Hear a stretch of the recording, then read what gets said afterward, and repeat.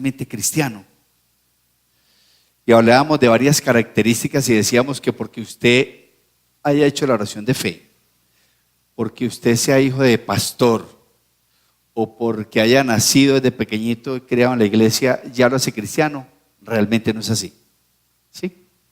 Porque usted viene y alaba al Señor, es más, puede ofrendar y diezmar, no lo hace cristiano. Las buenas obras tampoco te hacen cristiano. Muy bien. Hay veces que lo vemos muy fácil y vimos ese día como era que no era tan fácil. Y terminamos hablando sobre el nuevo nacimiento. ¿Acuerdan? Nacer de nuevo. Hablamos del capítulo 3 de Juan, hablando de Jesús con Nicodemo, de que tenía que nacer de nuevo. Y ahí vimos esa parte de nacer de nuevo, de la importancia para nosotros, los cristianos, el nacer de nuevo. Porque en el día final, cuando todo se acabe, lo más importante es que realmente hayamos nacido de nuevo. Que hayamos muerto a todo lo que éramos antes y que esa nueva en Cristo realmente sea como es, ¿no? Y hablábamos de ese nacimiento, también de ese fruto, de ese nacimiento en mi vida. Eso es lo más importante para el día final. Cuando seamos llamados, eso es lo más importante. Muy bien. Vamos a ver hoy la segunda parte, arrancando de donde quedamos, ¿sí? Y hay que tener en cuenta que, como ya lo sabemos también, Dios es la única causa de nuestra salvación. La única causa de nuestra salvación es Dios, no somos nosotros. Nosotros mismos no nos salvamos. Nosotros no nos podemos salvar solos. Nosotros, yo solito en mi casa, no. Ni venir a la iglesia nos hace salvo. ¿Sí? Muy bien. Y hablamos de que en Efesios 2, de 4 al 10, Pablo nos explicaba que por gracia somos salvos, por medio de la fe. ¿Sí? Porque la fe es un don de Dios, no es un don nuestro. ¿Sí? Ni es por obras para que nos gloriemos, lo de la salvación. Todo fue por la gracia y es un regalo, es un don de Dios. Muy bien.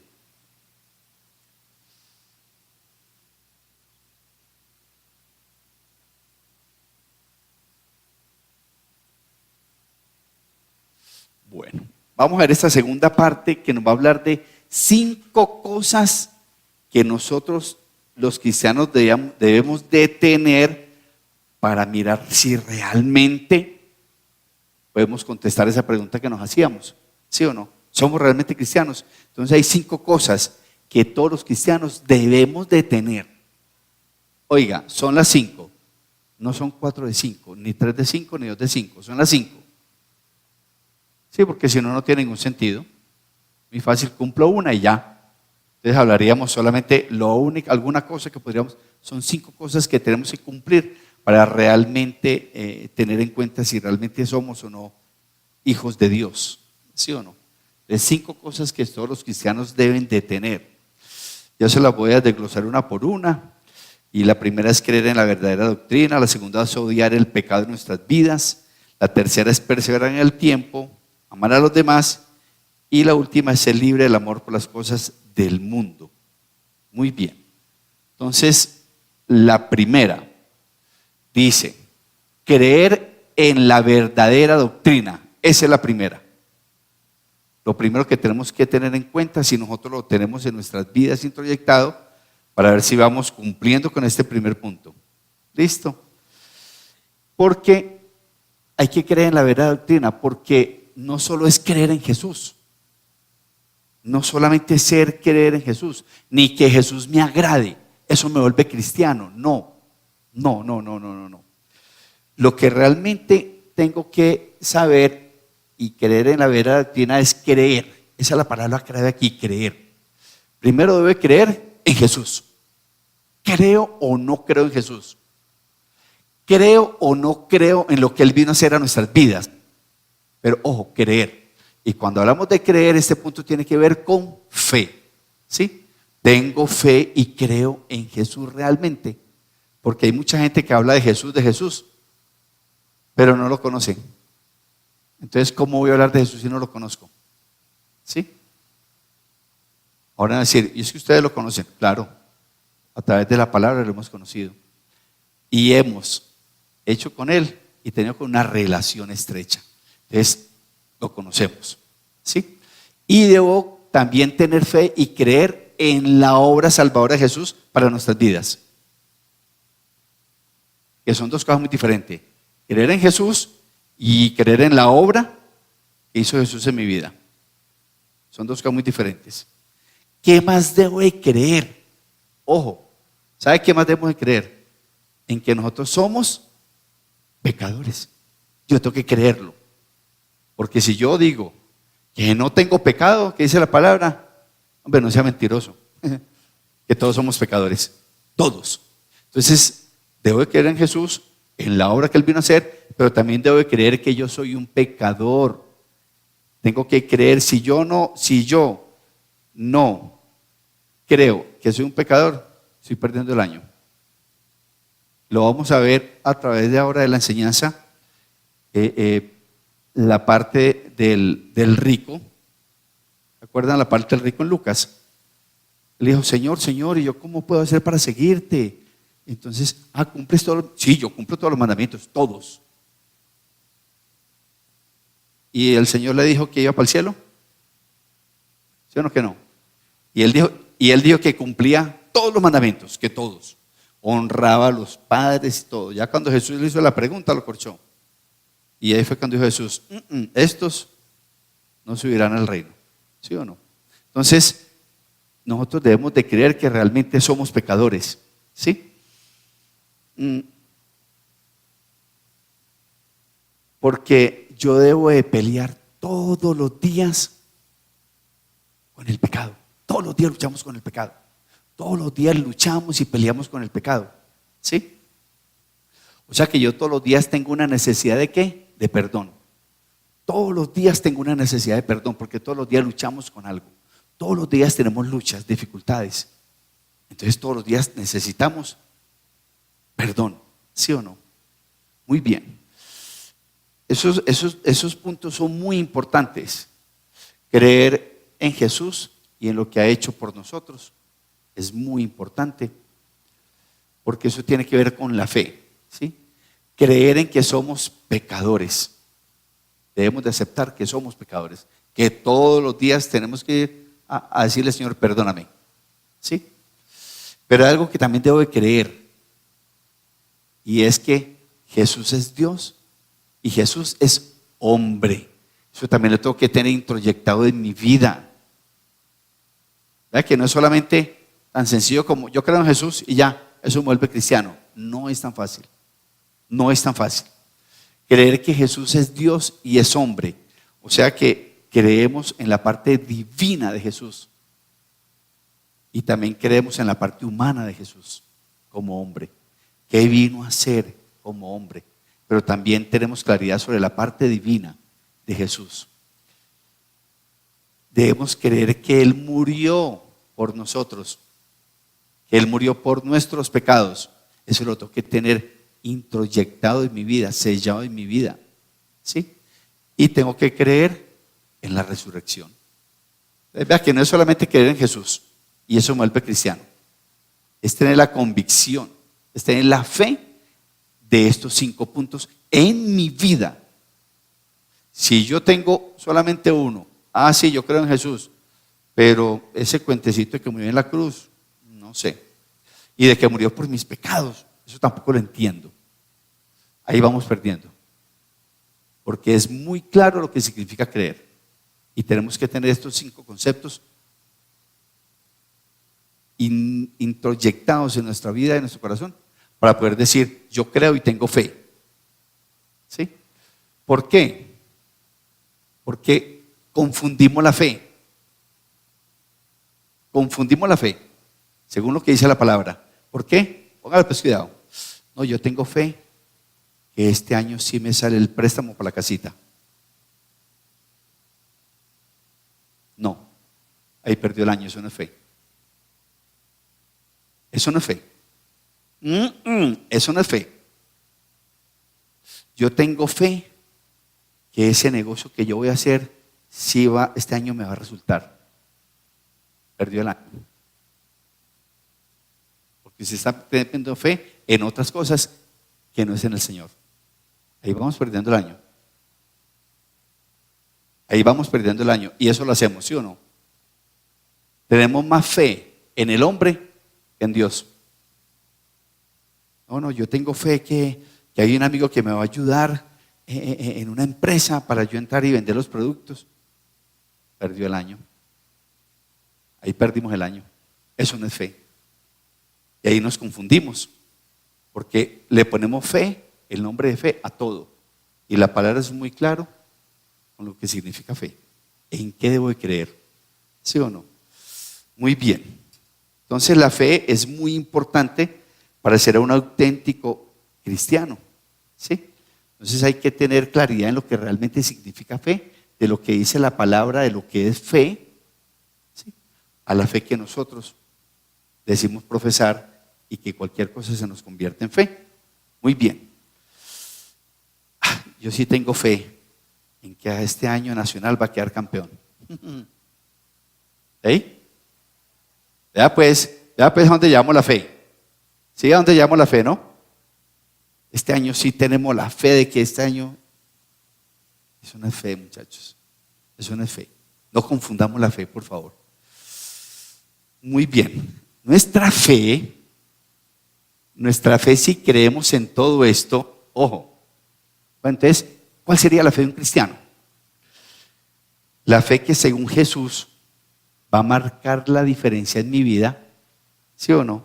Entre la vida eterna o la condenación eterna. Eso es fe. Eso sí es fe.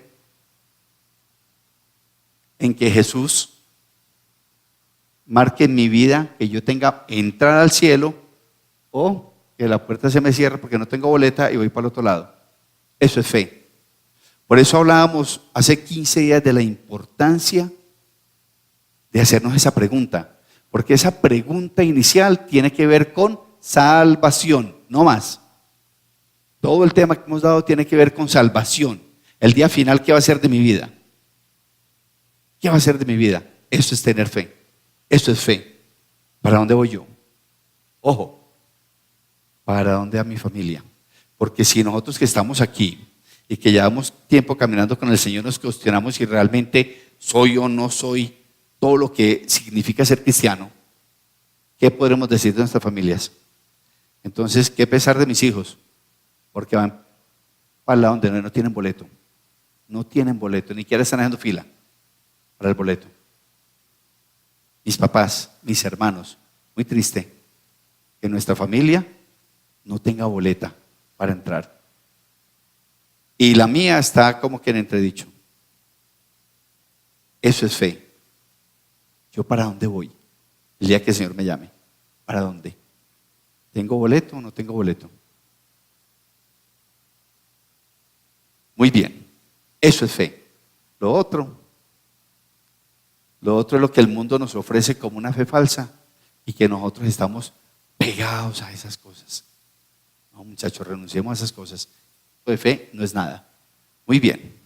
¿Quedó claro hasta ahí lo que significa creer? ¿Sí o no? Muy bien.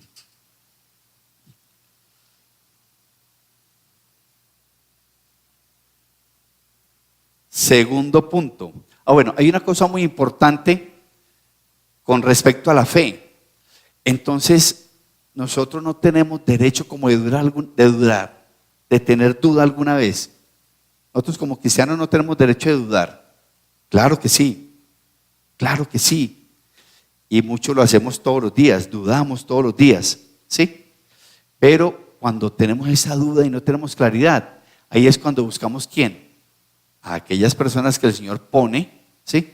Para que podamos ir, sentarnos y preguntar, tengo esta duda, no tengo claridad en este concepto. Cuando no tengo claridad en lo que realmente significa fe, debo ir a buscar a la palabra o debo ir a buscar a una persona que espiritualmente esté mejor para que me oriente, para que a través de la palabra me pueda orientar y me pueda encaminar en la fe. Muy bien. Entonces, sí podemos dudar, eso es real. Segundo punto, odiar el pecado en tu vida. Entonces el segundo punto quiere decir que no eres cristiano si aún disfrutas del pecado. ¿Sí? Cuando yo digo que soy cristiano, es porque me cambié de camiseta y me puse la camiseta del otro equipo. Y dice, soy hijo de Dios. ¿Sí? Pero ¿qué pasa? El solo hecho de ponerte la camiseta no dice que eres cristiano. Ojo pues. Yo sí cambié de camiseta, me puse la camiseta donde dice hijo de Dios, número 8 en la espalda. Vale, pues cuidado. Pero el hecho de tener esa camiseta no dice ya que soy cristiano. Porque hay muchos que tienen la camiseta, pero siguen pecando. ¿O no? ¿Sí o no? Hay muchos que tienen la camiseta, pero siguen pecando. ¿Y sabe qué es lo peor? Disfrutan del pecado. Y se supone que cuando yo cambié de camiseta fue porque tuve un cambio en mi vida. ¿Sí? Me salí del otro equipo y me pasé para este. Ya, pertenezco a otro equipo. Tengo otro líder. Tengo otras personas que forman ese equipo.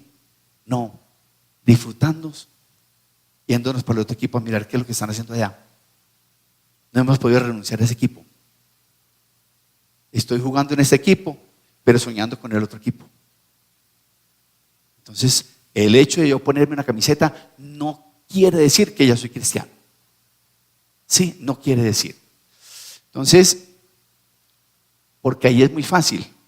Si yo tengo esta camiseta que me identifica como hijo de Dios, pero yo me voy para el otro equipo a hacer todo lo que hacía anteriormente, me estoy rebelando contra Dios, ¿sí o no? Y me estoy colocando ¿de qué lado? Si aquí dirá hijo de Dios, ¿qué dirá la otra camiseta? ¿Eso me vuelve cristiano? No me vuelve cristiano, ¿sí? Ahora, por eso nosotros tenemos que hacer un alto en el camino, ¿sí?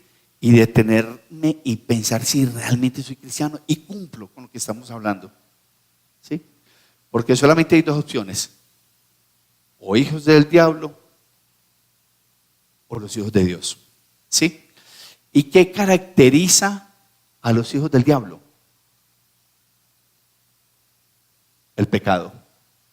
El pecado, ¿sí o no? Y eso está en 1 Juan 3 del 1 al 10, donde habla de que nosotros somos llamados hijos de Dios, ¿sí? Ahora somos hijos de Dios, que todo aquel que permanece en Él, como hijo de Dios, no peca. Estoy haciendo un resumencito porque es muy largo, ¿sí? Y todo aquel que peca, ojo, no le ha visto ni le ha conocido. Sin embargo, nos ponemos la camiseta. Entonces, como no le hemos conocido, seguimos pecando, ¿sí? Y dice que el que practica el pecado es del diablo, dice la palabra de Dios. Entonces, ¿qué camiseta tenemos puesta? ¿Y estamos honrando esa camiseta o no? ¿O seguimos haciendo cositas aparte? Cada vez que nosotros cometemos un error y hacemos lo que no tenemos que hacer, estamos glorificando al diablo. Y le estamos quitando todo el valor de lo que Dios nos ha prometido a nosotros como hijos de Dios. ¿Sí? Muy bien. ¿Por qué? Porque el pecado, ojo, el pecado es la especialidad del diablo. Él es experto en el pecado. Es experto. ¿Sí? Y nosotros, que no somos expertos en las cosas del Señor, pues caemos fácilmente. Nos dejamos llevar y embobar fácilmente por las cosas del mundo. Porque el diablo empezó a pecar desde la creación, ¿sí o no? Desde la creación, desde pequeño, no había nacido ya. Muy bien. Y él lo que ha hecho es esparcir el pecado por todo el mundo, desde el Edén. Ha hecho repartir pecado. Es experto, ¿sí? Pero cuando nosotros decimos que creemos en Jesús y en lo que Él vino a hacer, no solamente es que Él murió por nosotros, por nuestros pecados, sino que Él vino a derrotar al diablo. ¿A eso vino o no? ¿A eso vino Jesús? Vino a acabar con el pecado. O sea que vino, ¿sí o no?, a derrotar al enemigo. Dice que vino para deshacer las obras del diablo y vino para quitar nuestros pecados. O sea que Él vino a defendernos. Ese sí tiene la camiseta puesta.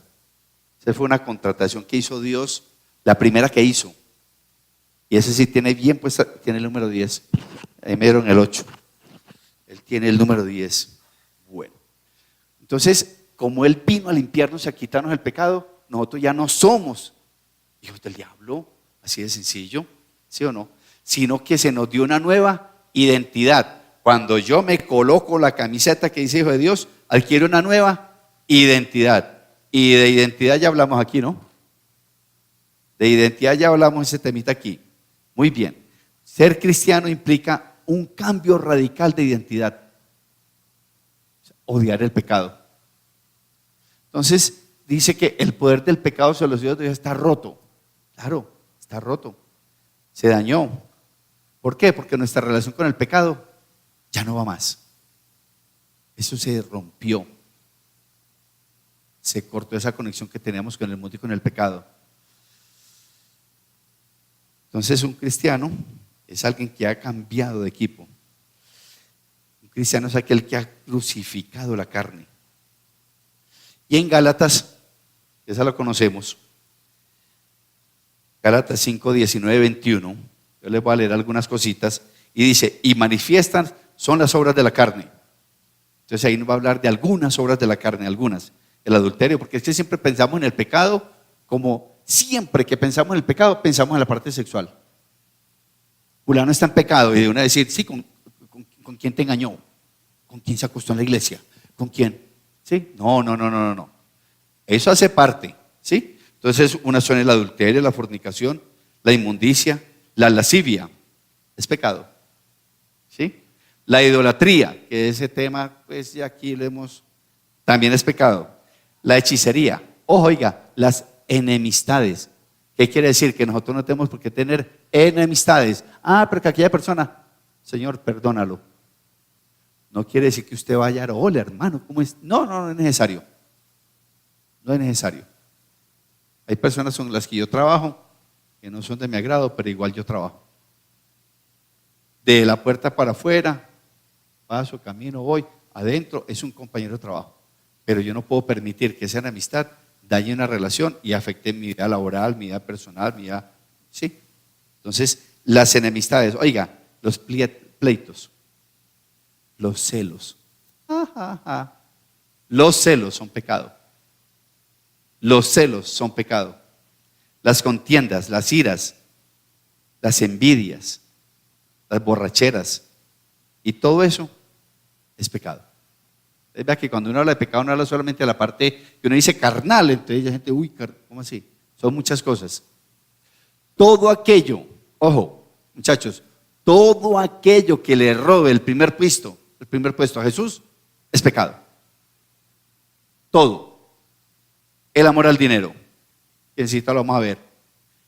El amor por las cosas del mundo. Ustedes llegan vacaciones y entramos en vacaciones, en modo vacaciones en la iglesia.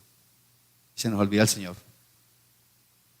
Pero no hay problema en ir de vacaciones, muy rico. Aquí todos salimos de vacaciones, es que eso no es problema. El problema es quedarme de vacaciones con el Señor.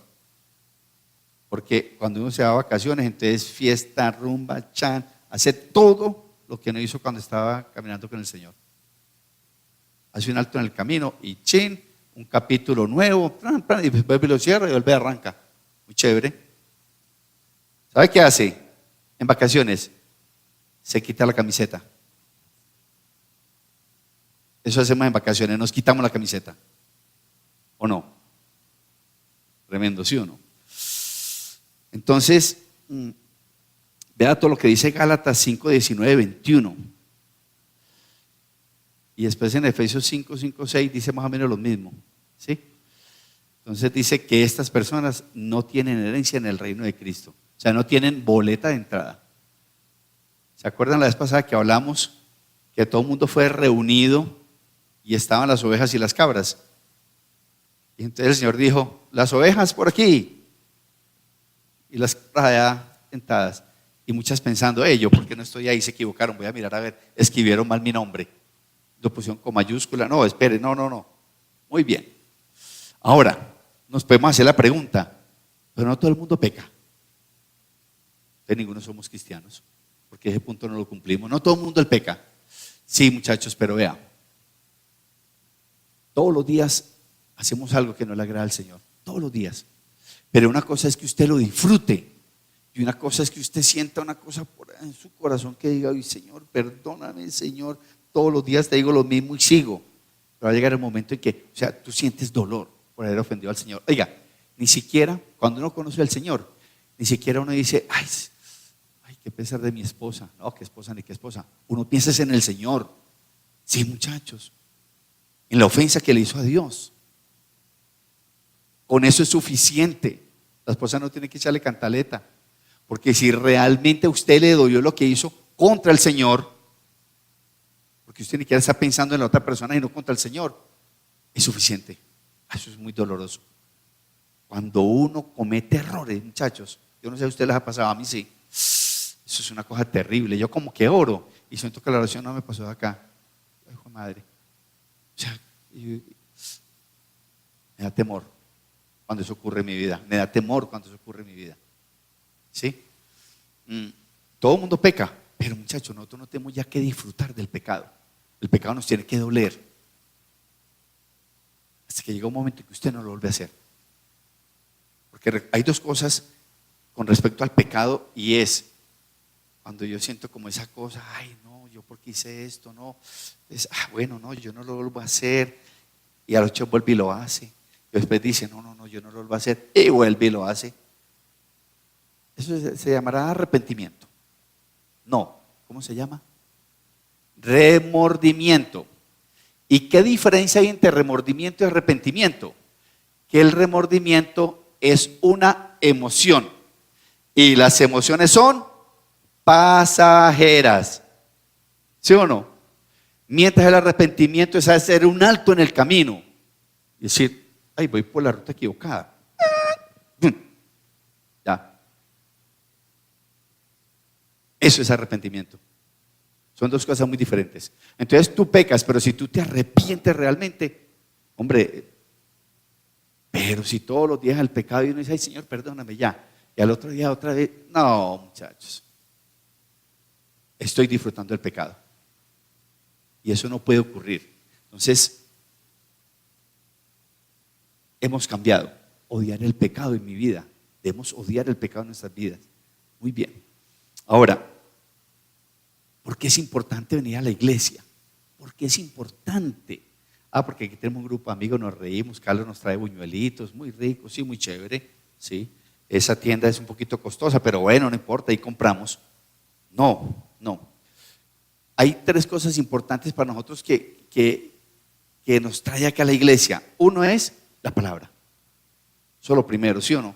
Porque con la palabra el Señor nos ayuda, si estamos desviándonos del camino, vuelve y nos en ruta y vuelve y nos coge otra vez por el camino que es, ¿sí o no? Muy bien. El Señor a través de cada predicación, ¿sabe de qué nos habla? De santidad. Así usted no lo vea, así el tema no sea santidad, mire, de verdad que siempre nos va a hablar de santidad. ¿Sí? Y nos enseña qué le agrada a Él y qué no le agrada. Entonces yo voy aprendiendo, ¿sí o no? Bueno. Lo otro que es bueno ir a la iglesia es que vemos otros creyentes que uno los ve caminando bien con el Señor. Uy, qué rico. Uno ve a la gente firme caminando con el Señor. Entonces hay gente de testimonio que me motiva, ¿sí?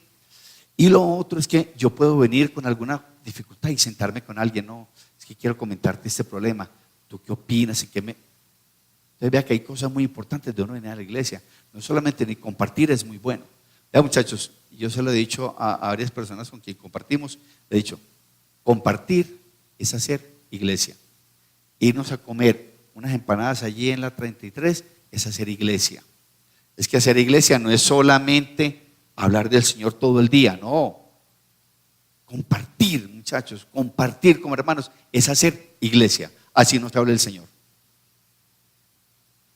nos vamos a ir por una piscina, entonces nos vamos a ir a la piscina. Señor, que yo pueda nadar, Señor, muy bien, hacer estos 5 estilos, Señor, que... No, muchachos, no, tampoco podemos llegar hasta allá. Pero el solo compartir, disfrutar, reírnos, tomar una gaseosa, un sándwich y molestar, eso es hacer iglesia. Imagínense cada vez que mi mamá nos invita a tomar chocolate, entonces llegamos allá, bueno, mamá, el Señor dice que es importante el chocolate con el pancito, pero recuerde, mamá, que el Señor dice, no, tampoco podemos, ¿sí? Porque entonces ya terminamos en religiosidad. Muy bien, entonces vea la importancia de ir a la iglesia, de compartir, ¿sí? Aquí hay un tema, mejor dicho, ¿Se acuerdan que la vez pasada hablábamos de que estábamos en una carrera, en una competencia? ¿Se acuerdan? Y que había algo especial en esa competencia.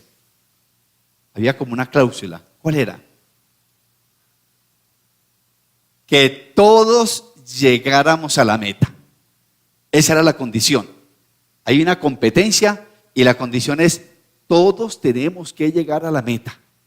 Usted verá, si llega al primero, de segundo, de tercero, no nos importa que el que llegue de último, pero llegó. Esa es la condición, que todos lleguemos a la meta, ¿sí? Y esto tiene que ver con este tema. No eres cristiano si no perseveras hasta el fin. No eres cristiano si no perseveras hasta el fin, ¿sí? ¿Por qué? Porque un verdadero cristiano debe permanecer en la fe, tiene que ver con la fe, permanecer en la fe, ¿hasta dónde? Hasta el final, ¿sí? Y dice Mateo 10:22, mas el que persevere hasta el fin, ¿qué dice? Este será salvo. Porque estamos hablando de la salvación, ¿sí? Mas el que persevere hasta el fin, este será salvo. Mateo 10:22. O sea que nosotros tenemos que perseverar, ¿qué? Espiritualmente, ¿sí? Y para eso necesitamos hacer un esfuerzo. Eso no es fácil, ¿sí? Eso no es fácil. Por eso todos los que participan de una competencia se tienen que preparar. Hay deportistas que en atletismo se preparan 4 años para los olímpicos y la competencia dura 10 segundos, los 100 metros, y 4 años preparándose, ¿sí? 4 años preparándose para 10 segundos. Impresionante.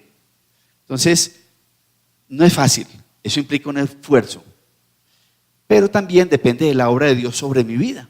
No solamente lo hago yo, lo hace Dios sobre mi vida también. Entonces, ¿cuántas personas conocemos que se han apartado de la fe? ¿Cuántas personas conocemos que se han apartado de la fe? Uy, qué doloroso, qué triste. Este tercer punto a mí me ha dado durísimo, muchachos, muy duro, porque cuánta gente conocemos nosotros que se han apartado y ya se apartaron, nosotros, ve, Juliano, no volví a la iglesia y punto, ¿ya? Pero no nos ponemos a mirar las consecuencias de ese apartarse del camino para esas personas. Qué pesar, qué pesar. ¿Y sabe qué pasa? Que es que no sabemos qué pasa. Porque uno ve que la gente viene y viene, y hay gente que usted nunca se ha preguntado, ve, Juliano no volvió, ¿sí? Juliano no volvió. Entonces el año pasado tuvimos unos días que, mejor dicho, no había ni sillas para sentarse. ¿Se acuerdan en el hotel? Llegó gente que eso, mejor dicho, decíamos, ¿qué es esto? No, vamos a tener que conseguir más sillas. ¿Y dónde están? Fue una emoción, ¿sí? Dejaron de buscar a Cristo, dejaron de correr, se cansaron, perdieron el norte, perdieron el enfoque. Y hay algo que nosotros nunca podemos perder, y es que siempre Cristo debe estar ahí al frente. O sea, yo no tengo por qué correr para otro lado. No. Cuando un atleta va a correr, le dan una ruta para que yo sepa por dónde. Porque imagínense, entonces, de aquí arrancan y llegan allá. ¿Y cuál es la ruta? No, pues, coja cualquiera. No, le dan una ruta. siempre tienen como un objetivo, tienen un norte. Nosotros no podemos perder ese objetivo, muchachos. Nos descarriamos, nos vamos para el otro lado, para el camino que no es. Perdemos la perspectiva, perdemos el objetivo de lo que eso implica para mi vida. A mí esa parte me ha dado muy duro. Y vean esa cita. Vale, pues cuidado esa cita. Dice, salieron de nosotros. Ojo, gente que jugaba en el equipo. Se salieron. Pero no eran de quién? Del equipo. No eran del equipo. No eran de nosotros. Porque si hubiesen sido de este equipo, habrían permanecido. No se habrían quitado la camiseta. ¿Sí o no? ¿Qué quiere decir? Que no todo el que se pone la camiseta, como decíamos ahora, es cristiano. No todos. ¿Qué quiere decir? Que todos aquellos que llegaron y se fueron no eran cristianos. Eso es lo que quiere decir ahí, Juan. No eran cristianos. No eran cristianos. Y hay gente que caminó por años en las iglesias y se apartaron. Muchachos, no eran cristianos. Entonces, ojo, la salvación no se pierde. ¿Pero para quién? Para el verdadero cristiano, para el que tiene la camiseta puesta. Pero para el que se quita la camiseta y cree que ya logró la salvación, porque eso dice la palabra, mentiras. La salvación es para el cristiano, para el verdadero, para el que conserva la camiseta. Pero en el momento en que ustedes se la quiten, de una vez le digo, muchachos, no hay salvación, porque si no, sería muy fácil. Recibo a Cristo y sigo pegando, y pego porque va a ser salvo. Eso no es tan fácil. No es tan fácil. Esa cita es dura. Y si usted se ponía a pensar, piense por un segundo, ¿cuántas personas conociste? ¿Cuántos amigos? ¿Cuántos de la familia se apartaron y no volvieron? ¿Cuántos? ¿A dónde van? ¿Creen que van a ser salvos? No van a ser salvos. Se quitaron la camiseta. Y recuerde que la condición es terminar, perseverar, independiente de la condición. Vea, hay unos que se retiran porque llegan a los caminos del Señor, van a la iglesia esperanzados en que con el Señor se les va a acabar la pobreza. Creen que yendo a la iglesia se les va a acabar la pobreza. No, eso no se va a acabar. Puede que el Señor lo bendiga en muchas cosas y posiblemente económicamente no. ¿Sí? Y hay otros que tienen tanto dinero, que tienen tanto éxito, que también se desvían. Entonces unos por pobres y otros por ricos. El Señor los bendice económicamente y chao. Adiós, iglesia. Ya, se les hizo el milagro. Entonces esas dos condiciones, o sea, la condición nuestra en la parte económica no tiene por qué desviarnos del camino. No tiene. Entonces habrá mucha gente que dice, yo que voy a la iglesia y le dice, el Señor no me bendice. No, si el Señor dice que usted con un mínimo vive con un mínimo, punto. Sepa distribuir la plata y tenga sabiduría. Y si el Señor te bendice con más, tenga sabiduría para que esa bendición del Señor no desvíe la mirada, porque ya la mirada se va poniendo en el dinero y no en el Señor. Y ahí vamos perdiendo. Entonces perseverar no es fácil, no es fácil. Esas personas nunca fueron unos creyentes genuinos, nunca fueron creyentes genuinos, porque si fueran creyentes genuinos permanecerían, independiente de la circunstancia. Y eso es que a nosotros no nos persiguen, como era antes la iglesia cristiana en Cuba. ¿Sabe cómo era la iglesia cristiana en Cuba? A escondidas, se reunían en huecos.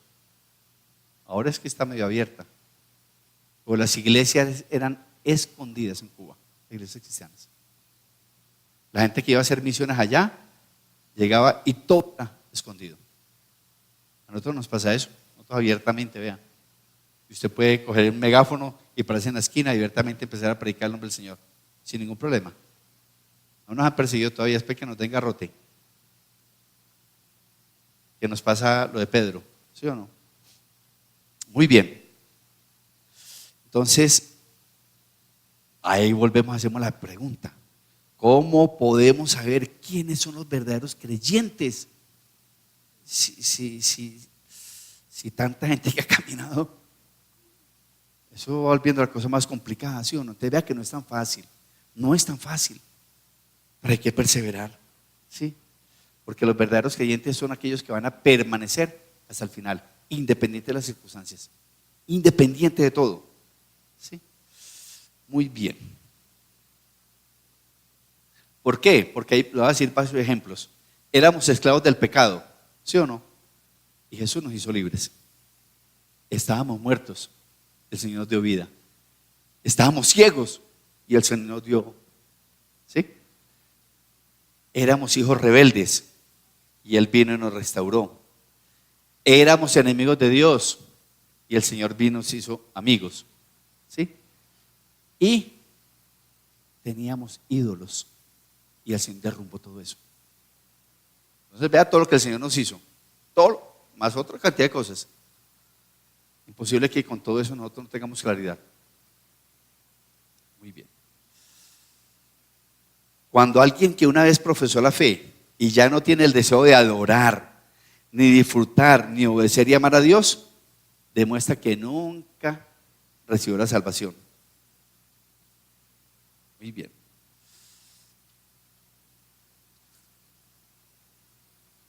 Quedó claro, ese punto es muy duro. No sé de ustedes, pero a mí me ha dado muy duro. Razones por que la gente se aparta. Y este es un texto que todos los conocemos, el del sembrador. La palabra cayó al borde de la carretera, ¿sí o no? Vieron los pájaros y se la comieron. La otra cayó ¿en dónde? En piedras. Las piedras no dejaron crecer. La otra cayó en espino y tampoco. De esos 4 terrenos, solamente uno, la palabra hizo un efecto y produjo un cambio en su vida. Eso es lo que pasa con los que decíamos ahora. Por eso es que la gente se aparta, porque la gente viene y alaba al Señor y cree que solamente es cantar, pero no, la palabra no hace ningún efecto. Y hay otros que no, es que el partido del hijo, no, es que tengo que ir a ver al Medellín o al Nacional, eso tiene las medidas del mundo, es que yo trabajo todas las semanas, yo también trabajo todas las semanas y todas las semanas madrugo. Muchachos, yo manejo casi 300 personas. Yo no llamo a Merce en el día, ni una vez. Yo no la llamo, que no me queda tiempo. Ella a veces me llama y yo estoy en una reunión, ahora chao. O estoy en una reunión, entonces yo pongo el celular y ella sabe, ¿estás en reunión? Sí. A mí no me queda tiempo. Yo también, yo quisiera quedarme en mi casa hoy acostado, muy rico, viendo el partido de James. ¿Sí? O sea, muchachos, todos tenemos ocupaciones, pero la palabra tiene que producir un efecto en mi vida. Entonces, de esos 4 terrenos, 3, en 3, la semilla se pierde. Eso es lo que pasa, por eso es que la gente no permanece ni perdura, porque no se sembró en buen terreno. ¿Qué terreno somos nosotros? ¿Qué terreno somos nosotros?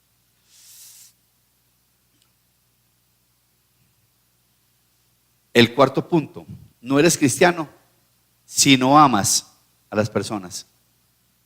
Porque la palabra dice que el que no ama no ha conocido a Dios, porque Dios es amor y toda la palabra nos habla de amor.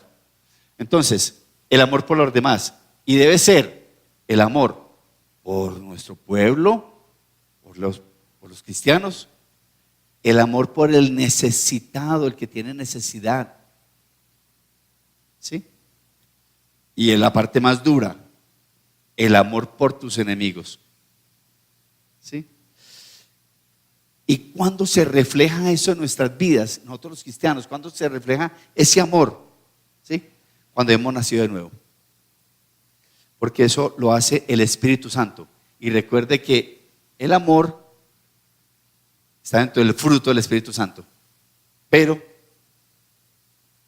no, yo a la gente de mi iglesia no son solo picos, lo que necesite, lo apoyamos. Los necesitados, no, pues yo para darle un necesitado en la calle le voy a un necesitado a la iglesia, no, no importa la condición de la persona. Pero el tercer punto, el amor por tus enemigos. Y el problema es que sabe que todo está en la palabra. Dice, pero yo os digo, amad a vuestros enemigos, bendecid a los que os maldicen y haced bien a los que os aborrecen y orad por ellos. Entonces, no es fácil, eso no es fácil. Pero si el Espíritu Santo de Dios empezó a hacer una obra en mi vida, tiene que ver con el amor. Eso es lo primero que hace el Espíritu Santo en nuestras vidas. Que nos quita el corazón endurecido y nos coloca un corazón sensible, lleno de amor por cualquier hermano, sea o no sea la congregación. Quinto, sé libre del amor por las cosas del mundo. Sé libre del amor por las cosas del mundo. Dice, no eres cristiano si amas tus posesiones. Y no solamente dinero y posesiones materiales, sino otro tipo de posesiones. Entonces el trabajo es una posesión. ¿Sí o no? El trabajo es una posesión. El éxito es otra posesión. El dinero. Dios nos bendice y si nos bendice económicamente, gracias a Dios, qué bendición. ¿Sí? Pero ahí es donde viene la cita de Lucas acerca del joven rico. Y él estaba atrapado, pero no atrapado alguien lo tenía acogido, no, él estaba atrapado por el amor al dinero. Y él no lo sabía, ya que él cumplía todos los mandamientos, pero con ese perdió el año. ¿Sí? Era más importante las posesiones. El dinero es una bendición, claro, pero el dinero no se puede convertir más importante que Dios en mi vida. Cambio a Dios por el dinero. Y el dinero no lo compra todo, eso es lo que creemos. Vea, Dios creó la tierra para ser próspera. Y eso está en Génesis. Cuando Adán y Eva, sembrados, cultivos, los animales, y le dijo, de aquí ustedes sacan provisión para todo. O sea, Él creó la tierra para ser próspera. Él cree en eso. ¿Sí? Y la prosperidad también en nuestras vidas es el fruto de la obediencia. Claro, Dios nos bendice cuando somos obedientes. Y dice en Deuteronomio 8:18, dice, si no acuérdate de Jehová tu Dios, porque Él te da el poder para hacer las riquezas. Oiga, Dios nos da el poder para hacer las riquezas, a fin de confirmar su pacto que juró a tus padres, como en este día. Claro, Él nos da el poder, la autoridad, el conocimiento, todo, la habilidad, el don, todo lo que ustedes quieran. ¿Sí? Pero necesitamos sabiduría. La prosperidad es a menudo el fruto de la obediencia y la sabiduría. Ahora, ¿usted qué va a hacer con todas esas riquezas que tiene y le pasa lo que le pasó a esa joven que contaba Mercy ahora? ¿A quién le va a dejar todo eso? No disfrutó de nada. El que tiene quiere tener más y tiene tanto dinero que no sabe ni cuánto tiene y no lo disfruta. Porque no puede salir a la calle, porque tiene que tener guardaespaldas, porque la casa tiene que ser cerrada y con, mejor dicho, ¿para qué? ¿Para qué eso? O sea, el dinero es un peligro para nuestras vidas, porque en lugar de confiar en las bendiciones de Dios, confiamos en el poder del dinero y en nosotros mismos. Cuando yo tengo dinero, nos sentimos, mejor dicho, los reyes. ¿Sí? Entonces el dinero es una tentación para abandonar a Dios. Eso está en Lucas 12, cuando el Señor dijo, mirad y guardaos de toda avaricia, porque la vida del hombre no consiste en la abundancia de los bienes que posee. Eso fue una parábola del hombre rico. Está en Lucas 12, del 15 al 21. Entonces dice el autor que dice que la riqueza es como la anestesia, cuando lo van a operar, que le ponen anestesia, ¿sí o no? Entonces dice que la anestesia no soluciona los problemas ni cura las heridas. La anestesia no es la que nos cura cuando nos van a hacer un procedimiento, ¿sí o no? Sino que nos hace menos consciente. Perdemos como la conciencia de lo que nos van a hacer. Y el dinero es así, como la anestesia, nos hace menos consciente de los problemas que implica el dinero para mi vida.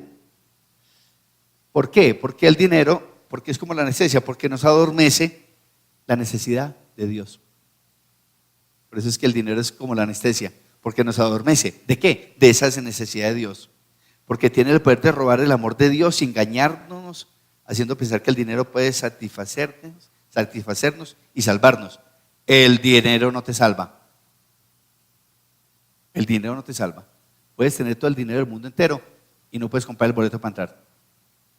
Por todo el dinero que tú quieras. ¿Sí? Aparte de eso, la palabra dice que no podemos servir a dos señores. Muy bien.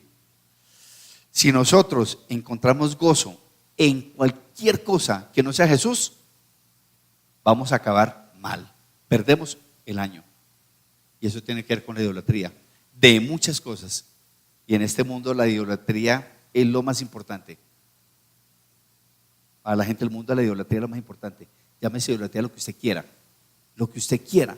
El amor al dinero, el amor a las pertenencias, el amor a la ropa, el amor a una cantidad de cosas que el mundo nos ofrece que nos separan de Dios. La familia. Muy linda la familia. Pero si la familia es piedra de tropiezo, qué pena. Primero el Señor. Usted vea que no es fácil. No es fácil. Ahora, esos son los 5 puntos que los tenemos que cumplir todos. No 4 de 3, ni la palabra dice 3 de 5. No, todos. ¿Sí? Y para terminar, seguir a Cristo, que es un estilo de vida, implica negarnos a nosotros mismos. ¿Sí? Porque alguien tiene que mandar en tu vida. O usted o Jesús. Alguien tiene que mandar en tu vida. O usted o Jesús. Defínase. No hay nadie más. ¿Sí? O sea que nosotros nos tenemos que negar a nosotros mismos. Tenemos que morir, ¿qué? A nuestra antigua forma de vida. Eso es negarnos. Morir al pecado, negarme. Morir al pecado es negarme. Morir a todo lo que el mundo me ofrece que me separa de Dios es negarme. Ya, muchachos, si había alguien aquí que le gustara el fútbol era a mí, porque los pastores lo saben. Yo no iba a la iglesia porque ame jugando. O llegaba después de la alabanza solamente a la palabra, más embolatado que perdido. Imagínese una persona estando a esta hora aquí, que va a entender nada. Por eso la alabanza es muy importante, porque prepara el ambiente y prepara nuestros corazones. Aquí lloramos con la alabanza, porque toca nuestros corazones. Prepara el corazón para la palabra.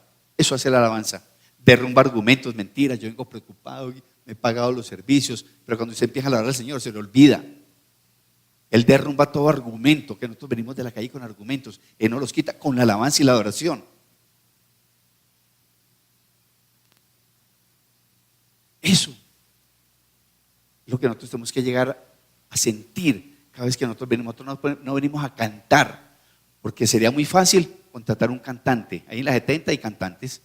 Por 15,000 nos cantan aquí una hora, Marixa, cuando necesito yo, se los consigo. Sí, pero aquí no venimos a cantar. Una cosa es cantar y otra cosa es adorar. Son dos cosas muy diferentes, muy diferentes. Entonces, nosotros debemos morir a todo lo que el mundo nos ofrece, muchachos, porque si no, no vamos a crecer. Si no, vamos a estar estancados. Sí, estamos en la competencia, en esa carrera, pero sentados en el andén. Y todos los otros pasan, y usted sentado. Y usted sentado. Y entonces está mirando qué es lo que pasa del muro para allá. Uy, qué chévere, y yo aquí en esta competencia, eso tan largo, tan demorado. No nos sirve. Y está metido en la competencia. Ojo, está metido. No sabemos si termine. No sabemos si termine. Entonces, seguir a Jesús no es fácil. Negarnos a nosotros mismos y tomar tu cruz. Su cruz, no la cruz de Jesús, la suya. ¿Sí? Entonces, ¿el amor al dinero te controla o usted controla el dinero?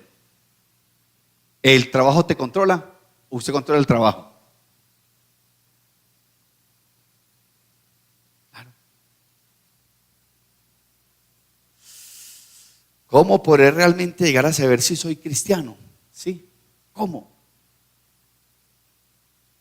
hay una cosa importante que es el fundamento de nuestra seguridad. Nosotros tenemos que tener un fundamento, unas bases, ¿sí? Y esas son el carácter de Cristo, que lo conocemos como el carácter de Cristo, y eso es lo que Él quiere en nuestras vidas, que nosotros seamos como Él, teniendo ese carácter. La obra completa que Él hizo con su venida, con su muerte y su resurrección, lo que eso implica para nosotros, las promesas de Cristo que están en toda la palabra para nosotros, no es sino cogerlas. No, nosotros las sacamos del cuerpo las promesas, o nos las hacemos de memoria. No se las aprende de memoria, aplíquelas en su vida, aplíquelas. Y si es una promesa, es porque tiene que volver realidad en su vida. Entonces, active la fe, ¿sí? Ese es el fundamento. Ese es el fundamento de nosotros como cristianos. El carácter, la obra completa de Cristo, y que esas promesas de Cristo se vuelvan una realidad en mi vida. ¿Cómo puedo estar seguro? Entonces, ya hablamos de la fe, de creer en Cristo. ¿Cuándo? Hoy y todos los días. La presencia del Espíritu de Dios en mi vida. La presencia del Espíritu de Dios en mi vida. ¿Sabe cómo sabemos que la presencia del Espíritu está en mi vida? Cuando creemos acerca de la doctrina de Cristo. Cuando ese Espíritu produce un fruto en mi vida. ¿Sí? O el Espíritu de Dios también nos da a nosotros testimonio de que nosotros somos hijos de Dios. ¿Usted cómo dice que usted es hijo de Dios? Así simplemente porque lo repiten en la iglesia. Somos hijos de Dios. Repitan, somos hijos de Dios. No. Es el convencimiento que te da el Espíritu, con E mayúscula, a su Espíritu con E mayúscula, de que usted es hijo de Dios. Ese es el fruto. Amor, paz, benignidad, paciencia, templanza. Ese es el fruto de lo que el Espíritu ha hecho en mi vida, que me cambió, que me transformó. Así me doy cuenta que el Espíritu está obrando en mi vida. Y cuando leo la palabra, el Señor revela en la palabra lo que me quiere decir. Eso es tener el fruto. Pero si usted lee la palabra y para usted es una historieta, y eso le queda como una historieta, ahí no hay revelación del Espíritu. Dígale, Señor, perdóname, mándame el Espíritu a ver, porque eso no lo entiendo. No lo entiendo, porque lo estamos leyendo en la carne, y en la carne recuerde que somos naturales. Y el hombre natural, ¿qué le falta? El Espíritu para ser espiritual. Entonces, es muy importante la presencia del Espíritu en mi vida, la obediencia a la palabra de Dios. Y ojo con este último tema, un patrón de crecimiento en el tiempo. Usted no se puede sentar en medio de la carrera en el andén y qué hace ahí, y todo el mundo pasando. ¿De dónde va Beatriz? Ay, qué rico. No, pero yo estoy cansado aquí. No, yo no sé qué hacer. Yo me voy a salir de esa carretera y todo el mundo pasa Dianita, pasa todo el mundo y yo aquí sentado, todo tullido. Quiere decir que tenemos que crecer espiritualmente, madurez espiritual. Yo no puedo quedarme con venir a la iglesia y no más. No, muchachos, para eso son los salmos. Hacíamos el ejercicio la semana pasada con Marixa y con Mario allá en la casa de ellos, de lo que implicaba venir 2 horas a la semana aquí. 2 horas, 2 horas. ¿Era cuánto? 0.1%. 1.19. Ni siquiera el 10% de la semana implica venir 2 horas acá. Porque si usted no tiene dinero para diezmar, no importa, nosotros le hemos dicho, no importa que no tenga plata. Es que no es una obligación. Diezmele al Señor el tiempo en la semana. Y venir 2 horas ni siquiera es el diezmo. Es el 1.19, como le puede usted. Ni siquiera es el 10%. Nos queda faltando 8.8% de la semana. Lea la palabra. Lean. Es que es muy triste que, ¿quién leyó Salmos? En vez de hacer así, todo el mundo es así. No, ni el 10% a la semana. Le estamos dando al Señor viniendo 2 horas. Viniendo 2 horas solamente, ni siquiera eso. Quiere decir que si el día tiene 24 horas, 2.4 horas deben ser para lectura de la palabra, si usted quiere diezmar. Si usted quiere diezmar en tiempo para el Señor. Creo que no estoy equivocado, Mario, ¿sí o no? Son 24 horas, son 2.4 horas al día de diezmo por el Señor. Ojo, no venimos ni 2 horas a la semana. Cualquier situación nos derrumba todo, cualquiera. Muy triste Muy triste. Muy bien. Les voy a leer dos cositas para irnos. Una basado en John Piper, que decía, ojo, el cristianismo es una obra sobrenatural de Dios, por la cual nacemos de nuevo, de forma que deseamos, ojo, deseamos a Dios más que cualquier cosa. Es una obra sobrenatural. Esto no es natural, es sobrenatural de Dios sobre mi vida, ¿sí? Que me lleva a que yo desee a Dios más que cualquier otra cosa. Si no desean a Dios más de lo que desean cualquier otra cosa, ojo, lo que dice él, no son cristianos. Si nosotros deseamos otra cosa más que lo que deseamos a Dios, no somos cristianos. Ahí nos vamos, ¿sí? Y mire lo que dice él de lo que significa el nuevo nacimiento. Eso es lo que significa el nuevo nacimiento. Dios toma corazones que están enamorados del mundo y los enamora de Cristo, de su Padre, del Evangelio y de la gloria de ser salvos. Coge esos corazones enamorados del mundo y los trae para que se enamoren de Cristo, de Dios, de su palabra y de la salvación. Dice John Piper. Y una perla está en la palabra. Dice, Cristo es mi vida. Cristo solo se convierte en nuestra vida cuando nosotros nos convertimos a Él, en la conversión. Ahí es cuando Cristo se convierte en mi vida. Cristo es el origen de nuestra vida. Cristo es el contenido de nuestra vida. Cristo es el objeto de nuestra vida.